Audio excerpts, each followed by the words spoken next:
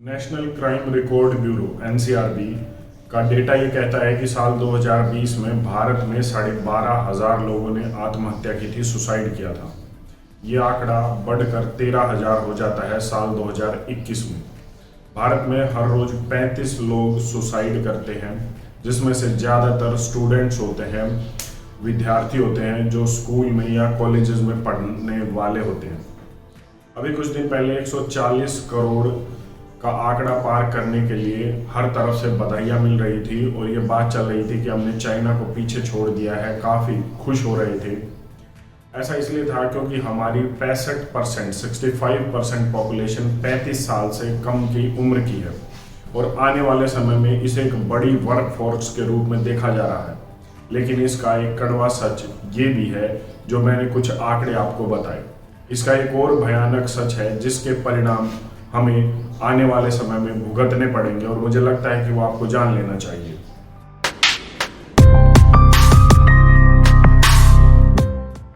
आंध्र प्रदेश का इंटरमीडिएट का रिजल्ट आता है और 9 बच्चे सुसाइड कर लेते हैं। आईआईटी जैसे प्राइम इंस्टीट्यूशन में, ऑर्गेनाइजेशंस में लगातार सुसाइड चल रहे हैं और ये रुकने का नाम नहीं ले रहे। भारत जैसे देश में आप कह सकते हैं कि 12,500 या 13,000 का आंकड़ा हर साल आत्महत्या करने के लिए बहुत कम है, जहाँ 140 करोड़ की जनसंख्या है। ठीक है, अगर एक बार के लिए मान भी ले तो ये आंकड़ा काफ़ी हो जाता है कि हर रोज़ 35 लोग सुसाइड करते हैं, जिनमें से ज़्यादातर स्टूडेंट्स होते हैं, विद्यार्थी होते हैं जो कहीं ना कहीं पढ़ रहे होते हैं स्कूल या कॉलेज में। आखिर ऐसा क्यों है?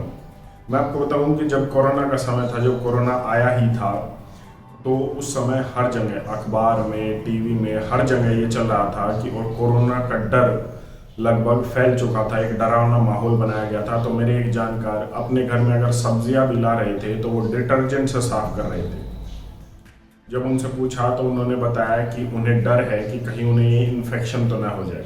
उसके बाद जब वो कोविड चला जाता है, ये सारा खेल 2021-22 का खत्म हो जाता है, उसके बाद उन्हें एक स्ट्रेस डिसऑर्डर होता है और वो अब भी कहीं ना कहीं स्ट्रेस और डिप्रेशन से जूझ रहे हैं।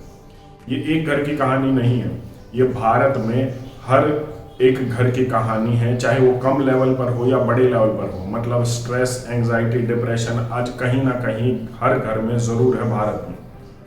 और इसी का कारण होता है कि जब एक्सट्रीम कंडीशन हो जाती है तो लोग सुसाइड कर लेते हैं, आत्महत्या कर लेते हैं। बच्चों में ये ज़्यादा इसलिए है क्योंकि आज बच्चों को जो कम्पिटिटिव एनवायरनमेंट दिया जाता है वो उसे संभाल नहीं पाते, झेल नहीं पाते। और देश की आईआईटी जैसे प्राइम इंस्टीट्यूशन पर हमने एक डिटेल्ड वीडियो में बात की थी कि किस तरीके से बच्चे उस कम्पिटिटिव एनवायरनमेंट के प्रेशर को झेल नहीं पाते। क्योंकि आज हमारे बच्चों को शुरू से ही, जब से बच्चा पैदा होता है तो उसे कंपटीशन में रखा जाता है। उसे कहा जाता है कि पड़ोसी के इतने नंबर है, स्कूल में इतने नंबर है, 95%, 96%। अगर बच्चा 99% भी ले आता है तो उसे कहा जाता है कि वो 100% लेकर आए। हर बच्चे की अपनी एक लिमिट होती है, कैपेबिलिटी होती है और हमेशा उसे बढ़कर उससे मांगा जाता है। लेकिन उसे कभी भी नहीं सिखाया जाता है कि अगर फेलियर हो, अगर वो फेल हो तो उसे क्या करना है।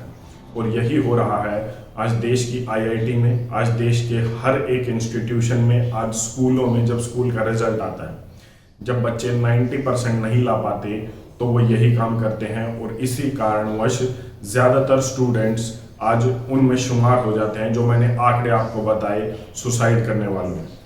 ये चिंताजनक इसलिए है क्योंकि स्ट्रेस, डिप्रेशन आज बच्चों को घर कर रहा है।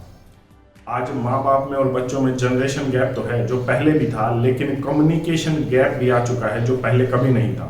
जनरेशन गैप है, वो होगा भी, वो आज भी था, पहले भी था, आगे भी होगा। लेकिन पहले कभी भी कम्युनिकेशन गैप नहीं होता था और ना ही स्ट्रेस और डिप्रेशन जैसी ये चीज़ें होती थी। आसपास जो डर का माहौल है वो कम होता था और जिसकी वजह से ऐसी चीज़ें नहीं होती थी जो आज हमारे समाज में दिखाई दे रही हैं।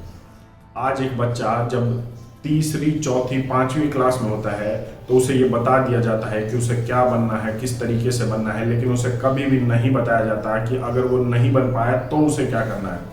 अगर उसके 10th में या 12th में इतने मार्क्स नहीं आए तो उसे क्या करना है, ये कभी भी माँ बाप या उसके परिवार वाले या उसके रिश्तेदार उसे कभी भी नहीं बता पाते, उसे कभी भी समझा नहीं पाते।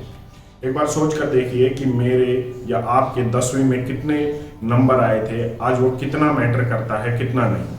आज वो कितना मैटर करता है कि हमारी फर्स्ट डिवीजन थी या नहीं थी, या डिस्टिंक्शन थी, या आप फेल हुए थे, आपने सेकंड अटेम्प्ट किया था, नहीं।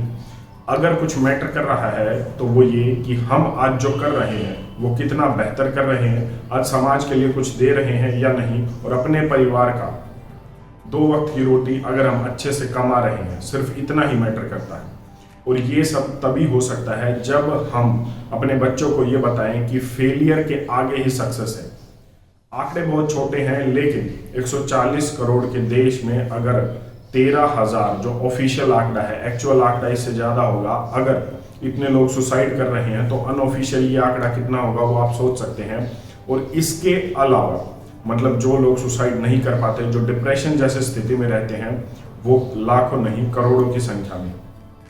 और ये कड़वा सच है जो ये बताता है कि बेशक आप चाइना को पीछे छोड़ दीजिए, जनसंख्या के मामले में 140 करोड़ को पार कर लीजिए, जब तक आप यूटिलाइजेशन ऑफ योर यूथ नहीं करते तब तक ये काम नहीं आने वाला है। चाहे आपके पास वर्क फोर्स 65% हो जो 35 साल से कम है, या फिर वो 70% हो, इससे कुछ फर्क नहीं पड़ने वाला।